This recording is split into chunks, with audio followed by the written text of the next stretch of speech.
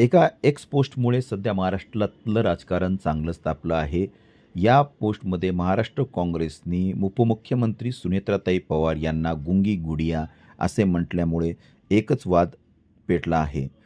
काँग्रेसनी या गोष्टीचे समर्थन केले आहे, पण उपमुख्यमंत्री एकनाथराव शिंदे यांनी मात्र या गोष्टीचा चांगला समाचार घेतला आहे.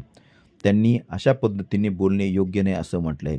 तर दुसरीकडे काँग्रेस प्रदेशाध्यक्ष हर्षवर्धन सपकाळ यांनी एक पत्रकार परिषद घेऊन याचे समर्थन केले.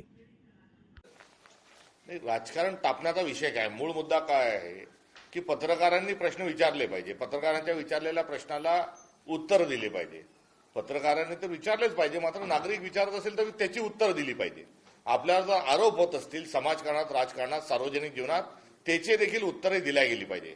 मात्र आपण बघितलं की ज्या पत्रकार परिषदेच्या अनुषंगानं काँग्रेस पक्षानं जी ट्विट आम्ही जे केलं त्यामध्ये पत्रकार प्रश्न विचारतात आहे आणि एक ज्यांच्यावर गुंडागर्दीचे अनेक आरोप आहे, एक लोकप्रतिनिधीच्या ऐवजी गुंड म्हणून त्यांचं व्यक्तिमत्व महाराष्ट्रा पुढे आलेलं आहे, अशा प्रवृत्तीची एक ओळख असणारा, एक परसेप्शन असणारा, एक कीर्ती त्यांची असणारा, अपकीर्ती असणारा जो व्यक्ती आहे तो पत्रकारांना एकेरीमध्ये चुप्प बसवत आहे.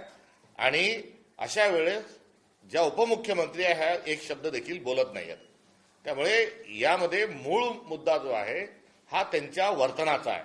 जर उपमुख्यमंत्री पदावरची व्यक्ती जर पत्रकारांचे प्रश्न घेत नाही आणि उपमुख्यमंत्री पदावरील व्यक्ती एक आमदाराला ज्यांच्या प्रतिमेच्या अनुषंगाने आधीच सांगितलं त्यांना त्यांच्याकरवी पत्रकारांना चूप बसवतात, हे लोकशाहीला आणि एकंदरीत समाज जीवनाला अशोभनीय आहे.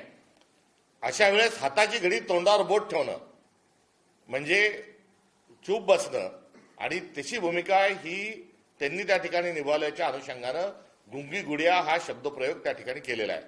गुंगी गुडिया ही शिवी आहे का, गुंगी गुडिया हा अपशब्द आहे का, गुंगी गुडिया हा काही अनपार्लमेंटरी विषय आहे का, नाही, हे एक वर्णन आहे. आणि ते वर्णन जसं तो शब्द आहे अगदी तशाच स्वरूपामध्ये हा उपमुख्यमंत्री यांच्यावर तो अत्यंत व्यवस्थित पद्धतीने बसलाय. ते अनेक विषयावर बोलत नाहीत. अजितदादा पवार यांचा झालेला अपघात, त्या अपघाताची चौकशी का होत नाही त्यावर त्या बोलत नाहीत.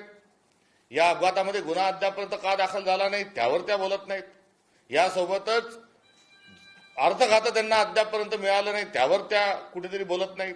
आणि भारतीय जनता पक्ष त्यांच्या अधिकाराचं फार मोठ्या प्रमाणावर त्यांच्या पक्षाचं आणि त्यांच्या पक्षातल्या लोकांचा अधिकारावर गदा आणत आहे, तेव्हाही त्या काही त्याच्यावर बोलत नाही. आणि असं एकंदरीत त्यांचं जे बोलणं त्यांनी जे थांबवलेलं आहे, त्यांनी जे मुकेपण आणलेलं आहे, हे मुकेपण सार्वजनिक जीवनात आणि उपमुख्यमंत्री पदाच्या एका खुर्चीवरच्या व्यक्तीला हे अशोभनीय आहे. कुठे अजितदादांसारखा खमक्या नेता, त्यांच्यासोबत काँग्रेसची मतभिन्नता होती, मतभेद होती, वैचारिक स्वरूपाच्या काही आमचा त्यांचा संघर्षही कुठे होता, मात्र त्यांच्या नेतृत्वाच्या अनुषंगानं कुठली शंका उपस्थित राहू शकत नाही. आणि अशा एका बाणेदार आणि एकदा परखड माणसाच्या पक्षाचं नेतृत्व करत असणारी व्यक्ती जर काहीच बोलत नाही तर त्यांचं केलेलं काँग्रेस पक्षाने वर्णन जे आहे ते अत्यंत योग्य आहे. या आमच्या टीकेला त्यांनी समजून घ्यावं, त्याच्यावर कुठेही गोंधळ करण्याचा आणि सर्वांनी त्याच्यावर कुठेही आम्हाला शहाणपणा शिकवण्याची कुठेही आवश्यकता नाही. मला हेही या निमित्तानं सांगायचं आहे की जेव्हा टीका होते तेव्हा सकारात्मक बघितली पाहिजे. इंदिरा गांधींनाही गुंगी गुडिया एका काळामध्ये म्हटल्या गेलं आणि इंदिरा गांधी गुंगी गुडिया नाही, त्याच इंदिरा गांधींनी त्यांच्या कर्तृत्वातून त्या टीकेला उत्तर देत असताना थेट अटल बिहारी वाजपेयी सारख्या माणसालाही त्यांना दुर्गा म्हणावं लागलं. त्यामुळे इंदिरा गांधी ह्या भारताच्या एक लोह पंतप्रधान, एक अत्यंत परखड पंतप्रधान, धाडसी पंतप्रधान अशा स्वरूपाची एक भूमिका आणि एक प्रतिमा ही इंदिरा गांधींची तयार झाली आहे. ती प्रतिमा काही कोणची ती एजन्सी, काही ते गुलाबी रंग वापरणारे जी काही एजन्सी राष्ट्रवादीने मधल्या काळात लावली होती, आरोरा का फरोरा, त्याच्या एजन्सीनी तयार केलेले नाही. ही इंदिरा गांधीच्या कर्तृत्वाने इंदिरा गांधींची एक प्रतिमा ही अत्यंत कणखर अशा स्वरूपाची तयार झाली आहे.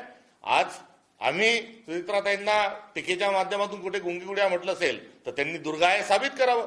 आणि दुर्गाय साबित करण्यासाठी त्यांनी काय करावं तर दुर्गाय सिद्ध करण्याकरता ताबडतोब अर्थखातं स्वतःच्या कडे घ्यावं, स्वतः